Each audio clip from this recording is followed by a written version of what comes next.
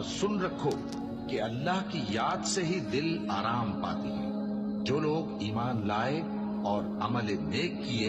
ان کے لیے خوشحالی اور عمدہ ٹھکانہ ہے۔ اور اگر شیطان کی طرف سے تمہارے دل میں کسی طرح کا وسوسہ پیدا ہو تو اللہ سے پناہ مانگو، بے شک وہ سننے والا ہے، سب کچھ جاننے والا ہے۔ جو لوگ پرہیزگار ہیں جب ان کو شیطان کی طرف سے کوئی وسوسہ پیدا ہوتا ہے تو چونک پڑتے ہیں اور دل کی آنکھیں کھول کر دیکھنے لگتے ہیں، اور جب قرآن پڑھا جائے تو توجہ سے سنا کرو اور خاموش رہا کرو تاکہ تم پر رحم کیا جائے، اور اپنے پروردگار کو